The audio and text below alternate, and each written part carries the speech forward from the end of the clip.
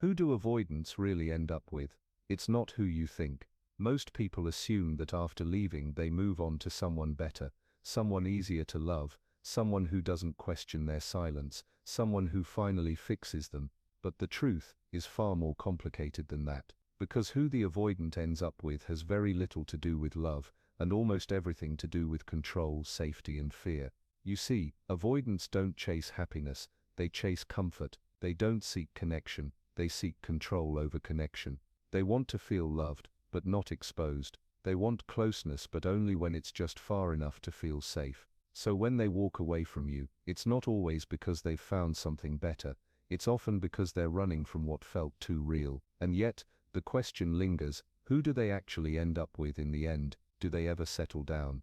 Do they find someone who finally makes them feel safe enough to stay? Or do they keep repeating the same cycle, seeking love, but fearing the moment it gets too close?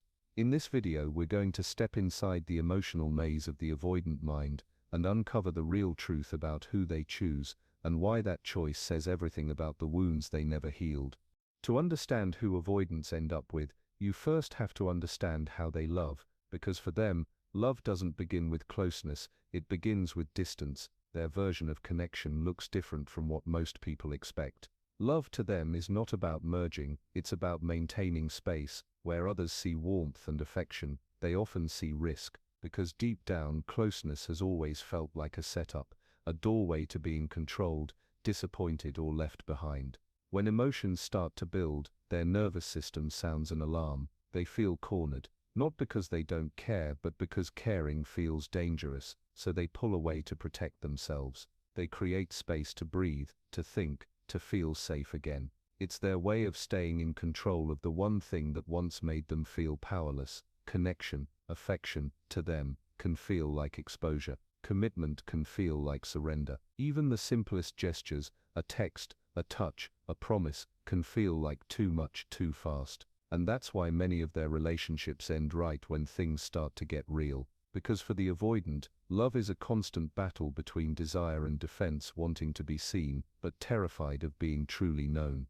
Before we talk about who avoidants finally end up with, let's look at who they don't, because understanding who they lose tells you everything about what they fear. They don't end up with the ones who chase them, the people who text, call and reach out again and again, trying to bridge the emotional gap that the avoidant keeps widening. To the avoidant, constant pursuit feels suffocating. It triggers the very fear they've spent their life trying to avoid, the fear of being consumed, of losing control. The more you reach for them, the more they back away. It's not because they don't feel the connection, they do, but to them, closeness equals danger. So they retreat, telling themselves they need space, when really they need safety. They also don't end up with the anxious partner, the one who loves deeply, gives endlessly, and keeps hoping that if they just love a little harder, the avoidant will finally open up.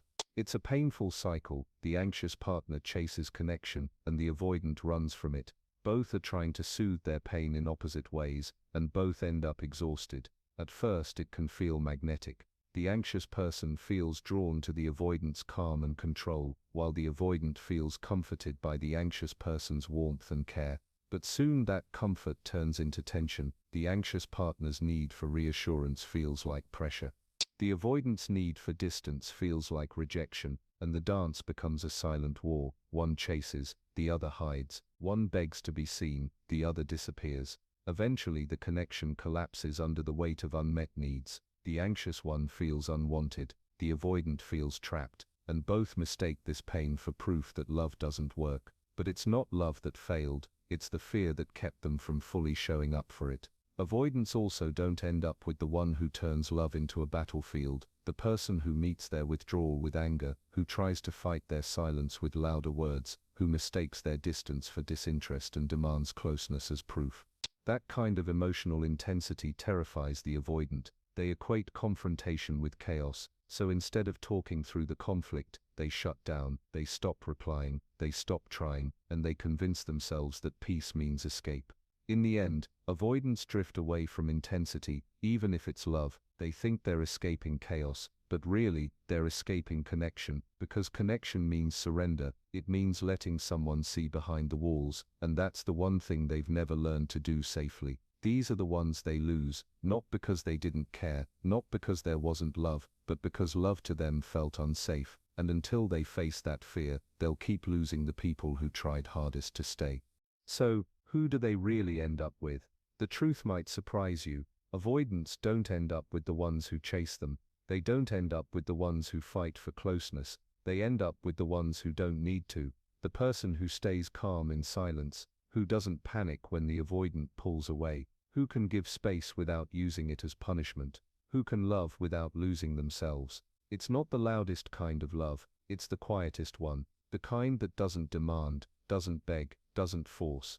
It's the love that says, I'm here, but I don't need to control you to keep you. At first, the avoidant doesn't know what to do with this kind of energy. They expect chaos, pursuit, confrontation, emotional storms, but instead they find stillness, and in that stillness, something begins to shift. They realize this person isn't trying to invade their space, they're protecting it. They're not chasing for validation, they're grounded in self-worth, and that difference disarms the avoidant completely. Slowly they start to feel something unfamiliar, safety in connection. For the first time, closeness doesn't feel like a trap, it feels like peace. They begin to test it, staying a little longer after conflict, opening up a little more during silence. They stop running as fast, and sometimes they even turn around, because this kind of partner doesn't chase them into love, they invite them into it.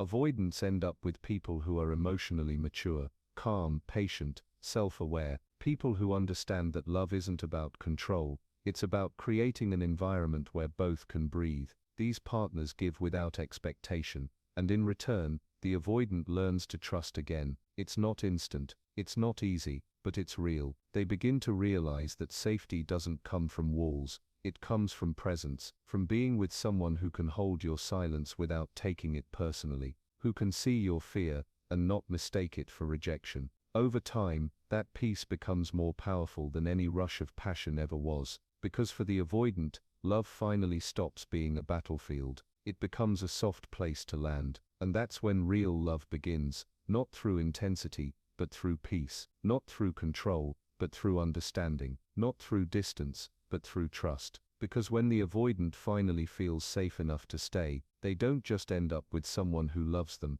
they end up with someone who helps them heal.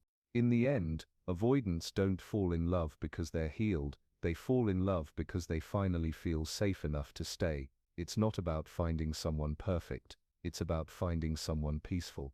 Someone who doesn't demand change, but creates the space where change becomes possible. They end up with someone who teaches them that love doesn't mean losing freedom, it means finding peace within it.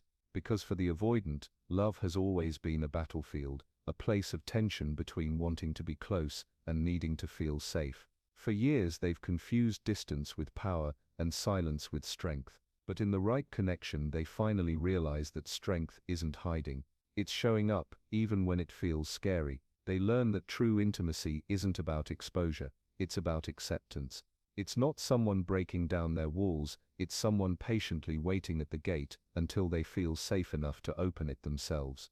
And maybe that's the real ending, not about who they end up with, but who they finally become when they stop running. Because when an avoidant stops running, they don't just find love, they find themselves. They begin to see that control was never safety, and solitude was never peace. That real peace comes from being known, from being loved exactly as they are, flaws, fears and all. And for the person who once tried to love them, there's a lesson too. It was never about proving your worth, or chasing what was never ready to stay. Your love showed them what safety could look like, even if they couldn't receive it at the time.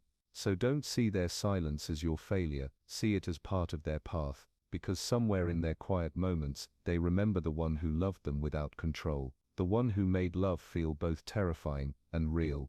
In the end, maybe love isn't about who stays, maybe it's about who learns, and sometimes the avoidant finally learns, not by running, but by returning home to themselves.